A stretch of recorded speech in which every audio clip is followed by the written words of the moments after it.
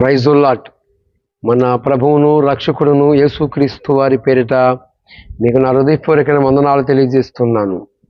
ఈనాడు పరిస్థితుల్ని దృష్టిస్తే చాలామంది అనేక రకాలుగా ఉన్నారు. వీరిని పక్కన ఉంచితే మరి దేవుని యొక్క సముద్రమంట మరి ఆదివారమున సంఘముగా కూడుకున్న ప్రజల్లో అందరూ కాదు, కొద్దిమంది మరి వారి యొక్క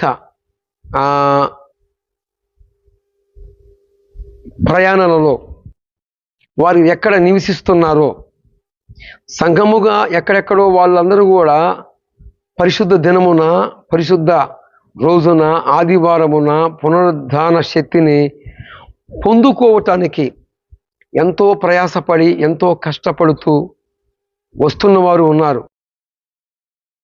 అయితే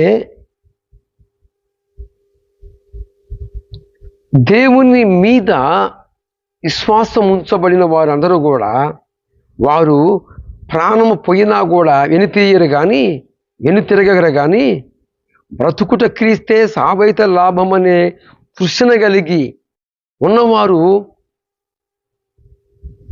ఇక శపితమైన వాటికి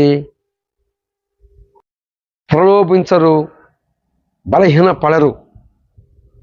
అయితే కొన్ని సందర్భాలలో ప్రభువారిని గుర్తించకుండా, దేవునితో అనుసంధానము కాకుండా, దేవునితో అనుసంధానము అనేది లేకుండా ఉన్నవారు ఏదో ఉంటున్నట్టు రాతి మీద విత్తనం పడింది, ఆ విత్తనము చొప్పున వచ్చింది, కానీ ఆ విత్తనానికి మరి వేరు లేనందున అది వచ్చింది కానీ బతకటానికి ప్రయత్నం చేసింది కానీ దాని వేరు లేనందున అది వెండిపోయి చనిపోయినట్లుగా చాలామంది ఈ రోజున జీవం కలిగిన దేవుణ్ణి విడిచిపెట్టి మరలా శపితమైన వాటికి ఈ కరుణాకర సుగుణ, రాధా మనోహర దాసు, బకర లలిత కుమారు ఎలాగైతే వెళ్ళిపోతున్నారో అలాగా వెళ్ళేవారు ఉన్నారు. ఈనాడు కులము కావాలని, బంధము కావాలి, మంచిదే, కానీ అది ఎంతవరకు సమరసమైనది, ఎంతవరకు కరెక్టు? కులము ఆపతకాలమందు ఆదుకుంటుందా? ఏమండి, మతాల పేరిట మారణ హోమము జరుగుతూనే ఉంది. మన పూర్వీకులు కానుంచి ఈ తరములో మన దాకా మతాల పేరిట మారణ హోమము జరుగుతూనే ఉంది. ఏమండి, కులం అనే అంటువ్యాధి ఆనాటి నుంచి ఈనాటి వరకు కొనసాగుతూనే ఉంది. ఈనాడు చూడండి, కులం కావాలి అని మందిరమునకు పోతున్న వారు కూడా కొద్దిమంది, అందరు కాదు, కొద్దిమంది మైండ్ సెట్ ఎలాగా ఉందయ్యా అంటే, దైవ సేవకుడు చూస్తూ లేదులే, ఆయనేం చూస్తున్నాడు, ఆయనేం వింటున్నాడు అని ఏదో ఆదివారం వెళితే చాలు, మమ అనిపిస్తే చాలు అనే ఒక తృష్ణతో వెళుతూ ఉన్నట్లయితే నీవు ఎంత ఏడ్చి రోధించినా నీ మొర ప్రభు దగ్గరికి చేరదు. ఎందుకు అనగా తెలియని వాడికి క్షమాపణ, తెలిసిన వానికి క్షమాపణ లేదు. ఒక మనిషిగా కొన్నిసార్లు హెచ్చరిక చేసిన తర్వాత మనలా అలాగనే ఉన్నట్లయితే అతన్ని మనుషులుగా ఉన్నవారే క్షమించలేరు. అలాంటిది భగవంతుడు ఇక క్షమిస్తాడా అంటే తెలిసిన దానికి క్షమాపణ లేదు. సరే, ఇంతవరకు బాగానే ఉంది. ఈనాడు అనేక రకాలుగా విగ్రహ సంబంధమైన దాని దగ్గరికి వెళ్ళవద్దు, విగ్రహారాధనలో ఏకీభవించవద్దు, కొన్ని మరి మూఢ ఆచారాలలోకి ఏకీభవించవద్దు, మోడి ఆచారాలలోకి ఏకీభవించవద్దు అని ఎంత మొత్తుకున్నా ఏమండి ఈరోజు వింటున్నారా అంటే చాలామందిలో కొద్దిమంది పెడచెవుని పెడుతూ దేవుని యొక్క వాక్కుని పక్కన ఉంచి కులముతో ఏకీభవిస్తున్న వారు ఉన్నారు. విగ్రహారాధనలో ఏకీభవిస్తూ మరలా సన్నిధానానికి చేరుతున్న వారు ఉన్నారు. జాగ్రత్త ప్రియ సహోదరి సహోదరులారా, దైవ సేవకుడికి ఎలాంటి నష్టం లేదు, దేవుని సంబంధికి ఎలాంటి నష్టము లేదు. నష్టపోతున్న వాడివి నీవే. నష్టము కలుగుతుంది దైవ సేవకుడికి కాదు. ఓ విశ్వాసి, నీవే నష్టపోతున్నావు. ఎందుకో తెలుసా? ఒకడు క్రీస్తుని విడిచిపెట్టిపోతే జీవములో నుండి మృత్యువులోకి వెళ్ళిపోతున్నాడు, అంటే మరణములోకి వెళ్ళిపోతున్నాడు.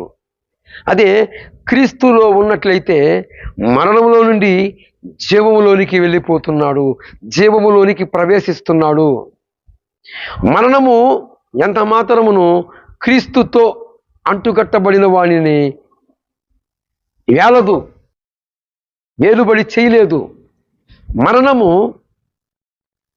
క్రీస్తులో ఒకడు ఉన్నట్లయితే వాని మీద మరణము వేలటము అసంభవము. క్రీస్తుకి దూరమైన వానికి మీద మరణము వేలుతుంది. Praise the lord. ఈరోజు గమనించండి, మరణము ఎవరి మీద వేలుబడి చేస్తుంది? మరణము ఎవరిని ఏలుతుంది అంటే, మరణము అనేది తాత్కాలికంగా సంభవిస్తున్నప్పటికీ చాలా మట్టుకి మరణము అనేది ఎవరి మీద వేలుబడి చేస్తుంది అంటే, క్రీస్తులో నుండి యేసు ప్రభు వారిని వద్దు అనుకున్న వాని మీద ఎక్కువ శాతము ఈరోజు మనము మరణము ఏలుతున్న వారిని చూస్తున్నాం. నిన్న ఉన్నవారు ఈరోజు లేరు. ఏదో ఒక రోజున ఏదో ఒక విధాన ఈ లోకం మంది కాదు, వెళ్ళేది ఖాయం. కానీ వెళ్ళే స్థలాలు 2 స్థలాలు, ఒకటి మోక్షము, మరొకటి పాతాళము. ఈ 2 స్థలాలకి ఏదో ఒక రోజున చేర్చబడాలి. కానీ మోక్షానికి చేరాలని ఆయన స్వరూపమందు ఆయన పోలికలోకి మనల్ని సృష్టించాడు సృష్టికర్త అయిన ప్రభుని యేసుక్రీస్తు వారు. Praise the lord. అయితే ఈరోజు క్రీస్తుని విడిచిపెట్టి మనలా లోకములోకి కరుణాకర సుగుణ రాధా మనోహర దాసు ఎలాగైతే మరి ఐందువుల కాడ దాచుకోవటానికి ఎలాగైతే ప్రయత్నం చేస్తున్నారో, ఎలాగైతే కరుణాకర సుగుణ రాధా మనోహర దాసు అడుక్కుంటున్నారో, అలాగనే కొందరు సంఘములో ఉన్న వ్యక్తులు, కొందరు అందరు కాదు, అలాగనే ఎంపరలాడుతున్నారు, కులముతో ఏకీభవిస్తున్నారు. కులముతో ఏకీభవిస్తూ కొన్ని మూఢ ఆచారాలకి లోనైపోతూ ఉన్నారు. ఏమండి, మీరు అనుకోవచ్చు దైవజనుడు చూడలేదులేని, కానీ చూచుచున్న దేవుడు మనం సేవిస్తున్న వాడన్న సంగతి మీరు గుర్తుపెట్టుకోవాలి. ఈ స్టోరీ మనకి మన తరములో వారికి అనుమాదించుకోవచ్చు. అలాగనే మరి మన ముందు తరాల్లో ఉన్న మన పితరుల తరంలో కూడా ఒక ఆయన్ని మీ దృష్టికి తీసుకొస్తాను. ఎక్కడున్నాడు అంటే యెహోషువ గ్రంథము 7వ అధ్యాయము 20వ వచనములో ఇతను ఏం చేశాడంటే, కాపరికి కూడా చిక్కు తీసుకొచ్చి పెట్టాడు. కాపరి మరి సుమారు మించు 13 లక్షల కాలు బలము కలిగిన ప్రజల్ని నడిపిస్తూ ఉన్నాడు యెహోషువ. ఈయన నాయకత్వములో ఒకడు దురాశకి లోనయ్యి, ఆ దురాశకి లోనైన ఆ పరిస్థితుల్లోనే యెహోషువ ఎక్కడో ఉన్నాడు, తక్కిన వారు ఎక్కడో ఉన్నారని చూడలేదని ప్రశస్త వస్త్రాలు కొన్ని, కొంత బంగారము, కొంత 3 వస్తువులు, ఏమండి, వెండి, బంగారము, ప్రశస్త వస్త్రాలు, ఈ 3 వస్తువులు ఈ ఆకాను అనేవాడు దాచుకున్నాడు. ఎక్కడ? తన గుడారములో గుండ్రదీసి కప్పేశాడు. ఏమండి, నేను ముందరనే హెచ్చరిక చేశాను, మనం నమ్ముకున్నవాడు చూచుచున్న దేవుడు. ఆయనకి పేరు చూచుచున్న దేవుడు అని పేరు. ఈ ఆకాను అనేవాడు అనుకోవచ్చు, నన్ను ఎవరు చూడలేదులే అని. ఈరోజు సభ్య సమాజంలో, సంఘములో వెళుతున్న వారు కులానికి భయపడో, ఒక మనుషులకి కులానికి భయపడి మరి అన్ని రకాలుగా, అన్ని విధాలుగా అందరితో ఆలింగనం చేసుకుంటూ, అందరితో ఏకీభవిస్తూ ఉండవచ్చు. కానీ ఒక రోజున నీ పాపము నిన్ను పట్టుకోదు. ఒక రోజున నీ పాపము నిన్ను పట్టుకొనక మానదు. ఆకాను అనేవాడిని తన పాపం పట్టుకుంది. ఆఖరికి క్రీస్తులో నుండి వైదొలిగిపోయిన ఆ నేపథ్యంలోనే ఆచారాలకని, ఏమండి, ఈనాడు మనం చూస్తున్నాం, మూఢ ఆచారాలకని లోబడే వాళ్ళు ఎంతోమంది. కులం కావాలరా అని కులం అని చెప్పిన వాడు ఒక రోజున నీ మీదకి ప్రళయం వచ్చినప్పుడు, దేవుని ఉగ్రత వచ్చినప్పుడు, ఆయన ఉగ్రత నుండి నిన్ను ఎవరు కూడా తప్పించలేరు, తప్పించజాలరు. ఇదే జరిగింది ఆకాను విషయంలో కూడా. ఆకాను అనుకున్నాడు, ఎవరు నన్ను చూస్తలేరు అనుకున్నాడు. ఆఖరికి ఆకాను అనేవాడు పట్టబడ్డాడు. అటు తర్వాత యెహోషువ తీర్పు తీర్చాడు. తర్వాత ఆకానుతో పాటు తన కుటుంబ సభ్యులను కూడా పాలెం వెలుపటికి ఊరు గవిటిలోకి తీసుకెళ్ళి రాళ్ళతో కొట్టి చంపబడ్డారు. అది దేవుని యొక్క శాసనము, మోషే ధర్మశాస్త్రము. ఈరోజు యేసు ప్రభు వారిని కూడా విడిచిపెట్టి జీవంలో నుండి మరణంలోకి వెళ్ళిపోతున్నారు. అంటే విగ్రహారాధన చేస్తున్నారు. మరలా జాగ్రత్త, ఒకరోజు నీ పాపము నిన్ను పట్టుకుంటుంది. ఆ రోజున దేవుని ఉగ్రతలో నీవు నిలబడలేవు, తాలుకోలేవు. గమనించి ఈ కరుణాకర, సుగుణ, రాధా మనోహర దాసు, బాగా లలిత్ కుమారు వారి వెటు సభ్య సమాజంలో ఉన్న వారందరినీ కూడా చెడగొడుతూ ఉన్నారు. అయితే చాలా వరకు ఈరోజు తెలుసుకుంటున్నారు, వాళ్ళు కూడా గుర్తుపడుతున్నారు.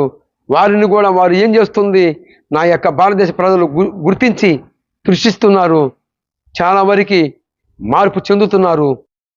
కానీ మీరు ఎలాగ ఉన్నారు ప్రేమైన సంగమా, దేవుని ప్రజలారా? మీ పరిస్థితి ఎలాగా ఉంది? మీ స్థితిగతులు ఎలాగ ఉన్నాయో ఒక్కసారి దృష్టించి, ఒక్కసారి గమనించాలని మనసు పూర్తిగా ప్రభువుని వేడుకుంటూ ఈ మాటలని మీ హృదయములో స్థిరపరచబడునుగాక. ఆకాను లాంటి జీవితము మీలో ఉన్నదేమో చూసుకొని ఉంటే సరిచేసుకోవాలని, ఇంకనూ మీరు బ్రతికున్నారు కనుక ప్రభువుని ఏడుకోనండి. ప్రభువు మీకు సహాయం చేయనుగాక.